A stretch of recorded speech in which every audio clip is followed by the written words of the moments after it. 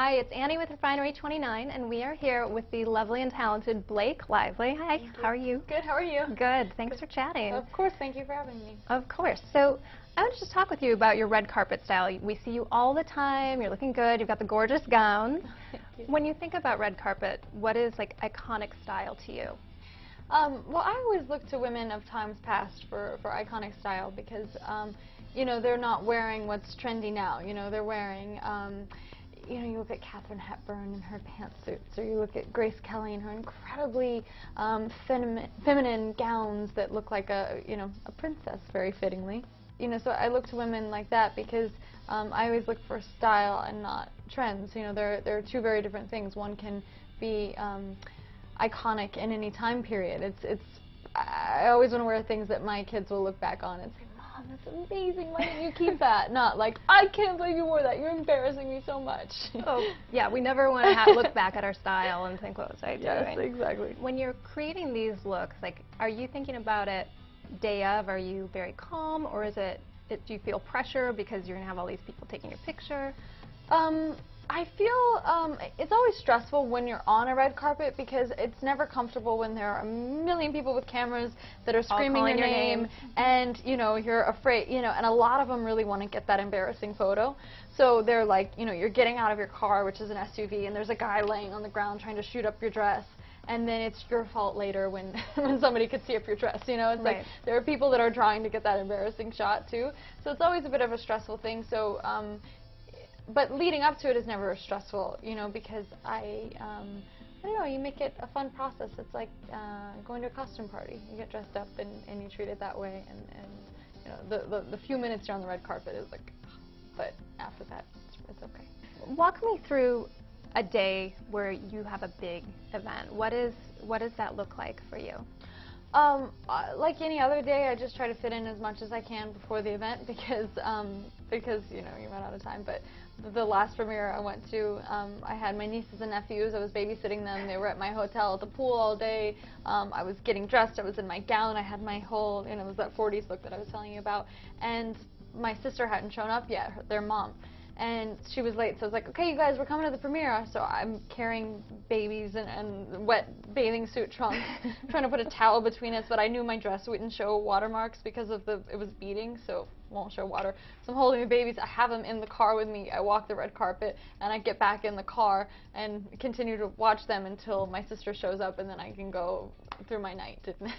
I was not expecting this at all. I think that is really fun. It was really fun. You know, it's fun to treat it like any other day, and it's also fun for my niece. You know, she looks up like, wow, look at these outfits, and but also one of my favorite moments was, you know, having my niece do that. But then the next day I went to the next premiere, and she'd been eating grilled cheese sandwiches, and I came home and she just had her grilled cheese sandwich in hands, covered in grease, and she just wrapped her arms around me and hugged me and just kind of like wiped her hands on me and walked up, and that was so great to me because she didn't like treat me like anything other than her aunt.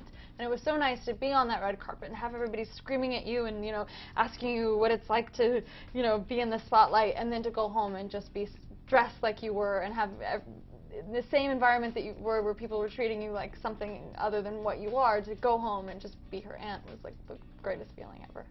I can see that. That's really a sweet story. Yeah. So, you know, we put the call out on Facebook to our readers that we were going to be talking with you, and without fail, all of you wanted to know, how do you have such gorgeous hair? Because I also kind of want to know. Well, that's a nice thing to say. I don't know. My hair is something that is, I'm actually a pretty shy person by nature, so it's very much a safety net for me. So I love to have my hair down, and I love to have it full.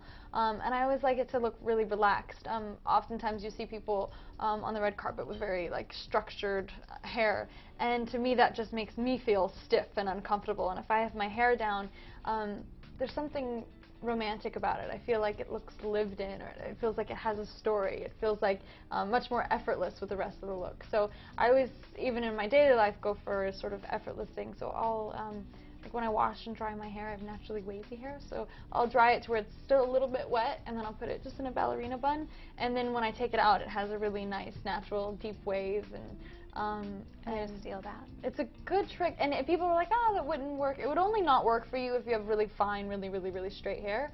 But if you have any sort of natural bend in your hair, if you let it dry in that bun, or you put a blow dry on it after you put it up in that bun and make sure the bun's really tight, then it will come out with really pretty waves. So All right. that's what I like I'm to do. doing this when I go home. Yes, try and my it. hair should look like yours tomorrow. I'll be very excited.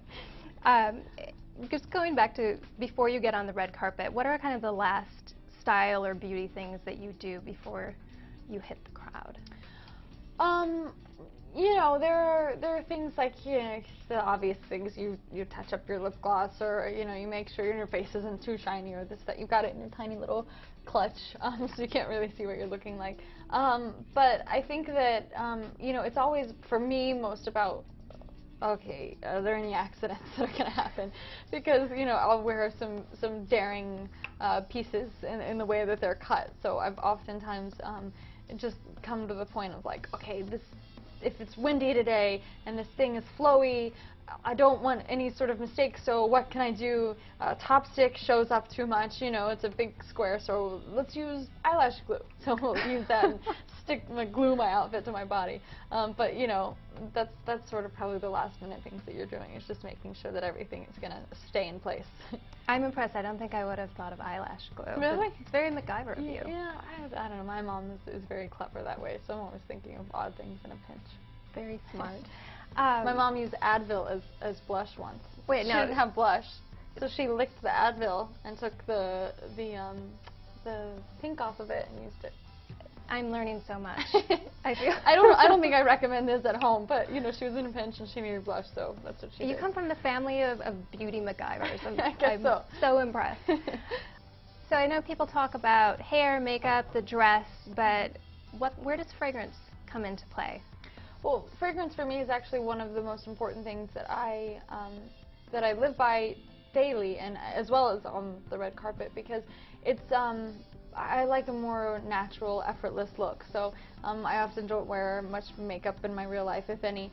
But fragrance is something that really defines you, and it tells your story. It brings back so many emotions and so many memories. And like when you smell the smell of someone you love, and even if it's not on them, if it's somewhere, or your favorite meal, it just, the flood of emotions, the power that has is incredible. So to find your signature is something that is, it's like a little magic potion, you know, it's a very special thing. And unlike fashion, which trends in and out, fragrance is something that can be your signature for life. You know, my mom smells the way she always smelled, and it's the most comforting, amazing feeling to have that. It's also wonderful discovering a new one when someone walks into a room and you say, what is that smell? I have to have that.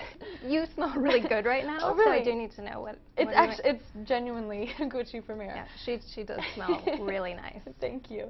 But you know, it says so much about who you are, I think, and you know, this fragrance is the perfect fragrance, because I would always mix perfume with cologne, because I love the sensuality and the feminine tones that you get in perfume, but I love the strength and masculinity and empowerment that you feel from cologne. And so I would always mix the two, and I was always looking for the perfect concoction. And then when I went to work with Gucci on this, they let me smell it. And I was like, you guys did it! How did you do it? Now I only need one bottle. Because somehow, they mixed the wood, which was the masculine side. They mixed floral, which is that femininity and grace and elegance. And then they mixed citrus in there too, which gives it like that flirtiness, you know, that sassiness. And it's just like everything that you want to be as a woman and everything you want to represent yourself as, they have in this bottle. And that's much more powerful than I think people give it credit for.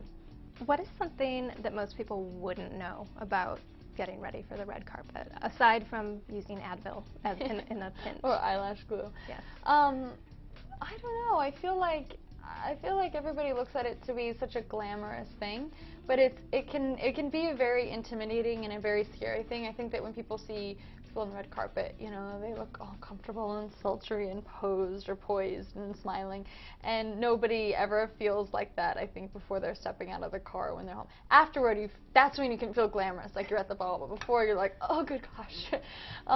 So that's always scary, and I think that something that I find to be a little frustrating is that like this whole group mentality of like, let's decide if this is a best dress or if this is a worst dress, because I think that it discourages people in their real life from making bold choices, because you'll see somebody on a red carpet that made a bold choice and they'll be slammed, and you'll think, well, I don't want people to make fun of me. It goes back to like being in elementary school, you know, I want to do the thing that's safe.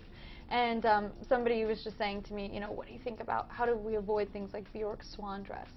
I said, that's exactly the thing. We can't avoid the swan dress, because if Bjork didn't wear the swan dress, she wouldn't be Bjork. She wouldn't be making the music that we love. She wouldn't be everything that we want her to be. So to just encourage and nurture people to really be themselves and express themselves in whatever formation that is, I think that there should be more of that out there and less judgment.